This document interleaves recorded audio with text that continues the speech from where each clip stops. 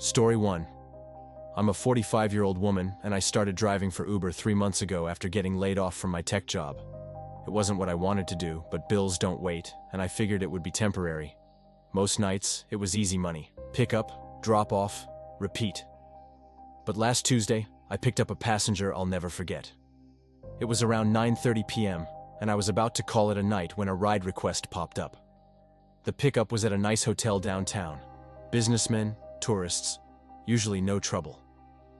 I pulled up to the entrance, and a man stepped out. He looked about 30, tall and wiry, wearing dark jeans and a hoodie with the hood pulled low over his face. Something about him made my stomach tighten, but I shook it off. People have all kinds of reasons to dress like that. I unlocked the doors. "You here for Daniel?" he asked, voice low and smooth. "Yep," I said, forcing a smile. He slid into the back seat. His destination was about 25 minutes away, a house in a neighborhood I didn't recognize. As I pulled out of the hotel driveway, I made small talk. "Visiting someone?" "Yeah," he said after a long pause. "Friend's house." The way he said it didn't sit right. Something about the hesitation, the way he shifted in his seat. But I kept driving, telling myself I was overthinking it. As we got farther from the city, the houses became sparse. Streetlights grew fewer and farther between. I checked the GPS. His stop was coming up. Then I saw it. A house, if you could call it that. The windows were boarded up, the porch sagging. The yard was overgrown, trash and broken furniture scattered about. No lights, no sign of life. My hands gripped the wheel tighter. Why would his friend be living here? "This is it," he said casually. I hesitated. "Are you sure?" His voice dropped, almost amused. "Yeah. Pull up." Every instinct in my body screamed at me to keep driving. But I pulled over just enough to make it look like I was stopping. He didn't get out right away. Instead, he leaned forward. I could feel his breath on my shoulder. "You ever been inside a place like this?" My heart pounded. "Nope," he chuckled. "You should come in, just for a second." My throat went dry. "I have other rides waiting." He didn't move. "Come on," he murmured. "Just a second." I reached for the door lock. Too late. His hand shot out, grabbing my shoulder hard. I panicked. Years of logic and problem-solving at my old job meant nothing now. I elbowed him back, but he was stronger. "Let me go!" I shouted, twisting, kicking at the door. His grip tightened. "Just come inside. It'll be quick." Adrenaline surged through me. I didn't think. I reacted. I swung my elbow back again, harder, catching him in the ribs. He grunted but didn't let go. So I reached into the center console where I kept a small can of pepper spray. I yanked it free and sprayed it directly into his face. He screamed, his hands flying up to his eyes. I didn't wait. I slammed the car into drive, tires screeching as I sped off. My door was still unlocked, swinging slightly as I drove, my hands shaking. In the rearview mirror, through the burning red haze of his eyes, I saw him standing there, still watching. I didn't stop driving until I reached a gas station miles away. I locked my doors, shaking so hard I could barely dial 911. The police checked out the house. It was abandoned. Had been for years. There was no friend. Creepy passenger, let's not meet.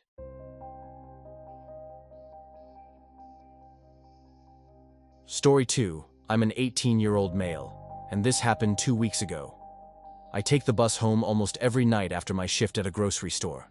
It's a long ride, and by the time I get on, the bus is usually half empty. Just a few scattered passengers, mostly night workers like me, minding their own business. That night, I got on like usual, earbuds in, head down. I slid into a seat near the middle, next to the window, hoping to zone out until my stop. Then, I noticed him. A man sitting directly in front of me, turned slightly in his seat, just staring. Not looking around, not lost in thought, staring right at me.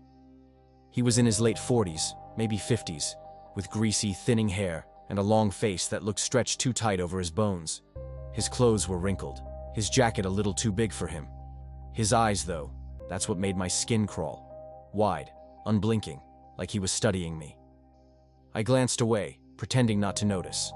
Maybe he'd stop. He didn't. A few minutes passed, and then, in a low voice, he said, "You look tired, kid." I didn't respond. I acted like I didn't hear him, shifting in my seat and closing my eyes like I was about to doze off. My gut was telling me not to engage. He chuckled softly. "Long day, huh?" I stayed still, controlling my breathing, but my pulse was picking up. He was trying to get me to talk, and I had no interest in finding out why. The bus rumbled along, stopping every now and then to let people on and off. I cracked my eyes open just enough to check where we were. 3 more stops until mine. The man still hadn't moved. Something about the way he was angled toward me, the way his fingers tapped against his knee. It didn't feel normal. It felt deliberate. That's when I started to worry. My stop was the second to last one on the route. If this guy was still here when I got off, there was a good chance he'd follow me. The thought made my stomach twist. I was strong, but I wasn't stupid. I didn't want to find out what he had planned. I needed a way to test him. As we neared the next stop, I shifted in my seat, stretched, and made a show of standing up like I was about to get off. I took my time, adjusting my bag, stepping into the aisle, watching him out of the corner of my eye. Sure enough, he stood up too. My blood turned cold. I hesitated for half a second, then turned toward the driver instead of the exit. I leaned down like I was asking a question about the route. The doors opened, and the man stepped off. I saw him through the window as the bus pulled away. He wasn't walking toward anything, wasn't heading for a building or crossing the street. He was just standing there, watching, staring after the bus. After me. I didn't sleep that night. I still take the bus home, but now I sit closer to the driver, and I never, ever pretend to sleep. Creepy man, let's not meet.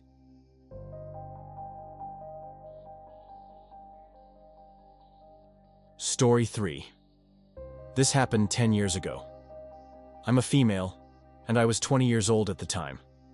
A college student working late shifts at a small diner to make ends meet. My walk home took me past a dimly lit truck stop, the kind that always had a few big rigs parked overnight. Most nights, I kept my head down and walked fast, the distant hum of idling engines and the flickering neon signs making me uneasy. But I'd done it so many times, it felt almost routine. That night, the air was thick and humid, clinging to my skin as I made my way down the cracked sidewalk. The road was mostly empty, save for a few cars in the distance. As I neared the truck stop, I saw a big rig parked just off the lot, its hood open. The truck was an older model, the faded paint barely visible under the yellow glow of a nearby streetlight. A man stood beside it, his posture tense as he peered into the engine. As I approached, he turned his head quickly, like he'd been waiting for someone. "Hey, miss." His voice was deep, gravelly. "You got a phone on you? My truck's giving me trouble and I need some light to see what I'm doing." I slowed down, my instincts prickling. He was tall, broad-shouldered, wearing a worn-out baseball cap and a dirty flannel shirt. His face was shadowed, but I could make out a thick beard and tired eyes. I don't have much battery left," I lied, gripping my phone tighter in my pocket. He took a step closer, nodding toward the truck. "Just a minute or two, that's all I need. You can stand right here and shine it in." I hesitated, glancing around.